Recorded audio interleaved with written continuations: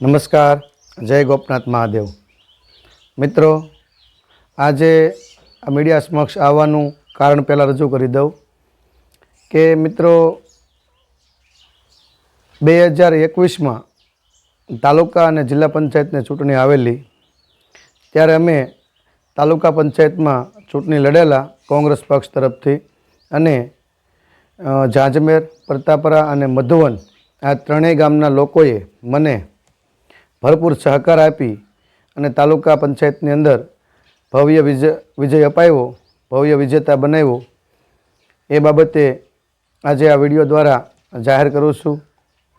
તો હું કહેવા એવું માગું છું કે ગઈ ચૂંટણી જે અમે લડ્યા અને ઝાંઝમેર, પ્રતાપરા અને મધુવન ગામના જે લોકોએ મને ભરપૂર મત આપી અને વિજય બનાવ્યો અને 5 વર્ષ સુધી તમામ લોકોની સેવા કરવાનો અમને મોકો આપ્યો, એ બદલ અમે આજે આ વિડીયોના માધ્યમથી સૌ જનતાનો ખૂબ ખૂબ આભાર માનીએ છીએ અને વિનંતી કરીએ છીએ કે અમારાથી મારા કામમાં કાંઈ ભૂલ થઈ હોય, કોઈને ફોનથી, કોઈને મેસેજ દ્વારા કે કોઈને રૂબરૂ કંઈ ભૂલથી કોઈ બાબત કહેવાઈ ગઈ હોય, કોઈ બાબત એવી દુઃખ લાગે એવી કહેવાઈ ગઈ હોય, તો અમે તહો દિલથી માફી માગીએ છીએ. અમને 5 વર્ષ સુધી સેવા કરવાનો મોકો આપ્યો, મને તાલુકામાં આ વિસ્તારની જનતાએ મોકલ્યો, એ બદલ સૌ જનતાનો હું 2 હાથ જોડી અને વિનયપૂર્વક આભાર વ્યક્ત કરું છું. આજે 28 ફેબ્રુઆરી એટલે કે ગઈ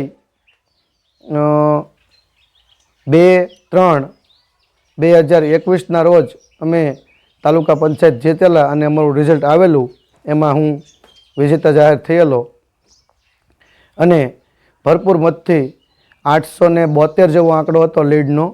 સારા એવા મત મને સૌ જનતાએ આપ્યા હતા અને આજે મારે તાલુકાના સભ્ય તરીકે 5 વર્ષ પૂરા થાય છે અને એ બાબતે મારાથી જે કંઈ કાર્યો થયા છે, લોકોના હિત માટે, જનતાની સેવા માટે, ઘણી બાબત અમને ઠપકા આવ્યા છે, ઘણી બાબત અમારી ઉપર રાજકીય કે કાનૂની પગલાં પણ લેવાયા છે અને ઘણી વખત ટેલિફોનિક પણ ઘણી વખત સાંભળવું પડ્યું છે. પણ એ એવું માનવાનું હોય છે કે જનતાએ જે 5 વર્ષ સુધી સેવા કરવાનો મોકો આપ્યો, એના ભાગરૂપે અમને જે મુસીબતો આવી એ કંઈ ન કહી શકાય, એ અવગણ્ય માનીએ છીએ. અને ખૂબ ખૂબ જાહેર જનતાનો ખૂબ ખૂબ આભાર કે 5 વર્ષ સુધી અમને જે સેવા કરવાનો મોકો આપ્યો, એમાં અમને સમગ્ર લોકોનો, સમગ્ર વિસ્તારના લોકોનો ખૂબ સહકાર રહ્યો છે.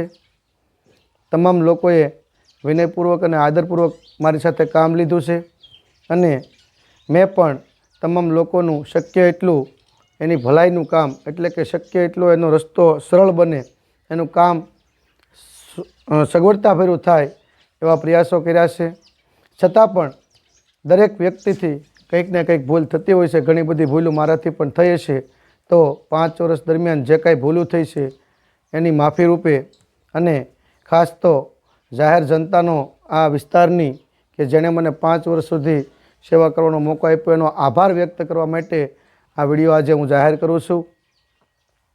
અને જે કાંઈ સૂચનો હોય, હજી પણ 5 વર્ષ પૂરા થયા એનો મતલબ એવો નથી કે અમે અમારા પદથી કે અમારા કામથી વિમુખ થઈએ છીએ. નહીં. અમે અમારા કામને હજી પણ વધારે બહેતર બનાવીશું, વધારે સારું બનાવીશું. પરંતુ આજે તો જે 5 વર્ષ પૂરા થાય છે, પણ મતલબ કે એવું નથી કે મારો પદ હું હટી જાઉં તો તમારું કામ નહીં થાય. મારાથી જેટલા કામ થશે, જે મારા લાયક કામ હશે, એ હું ચોક્કસપણે એ કામને પૂર્ણ કરવાનો પ્રયત્ન કરીશ. એમાં કોઈ બાંધછોડ નથી. હજી પણ જાહેર જનતા જ્યાં સુધી મારામાં શક્તિ હશે, મારામાં ક્ષમતા હશે, ત્યાં સુધી હું જનતાની સાથે છું. જનતા મને, લોકો મને કોઈ પણ કામ સોંપે, એ કોઈ પણ કામ કરવા અમે તૈયાર છીએ. હજુ આવનારી ચૂંટણીઓમાં પણ અમે અમારા પક્ષ વતી આ ક્ષેત્રમાં આગળ વધીએ.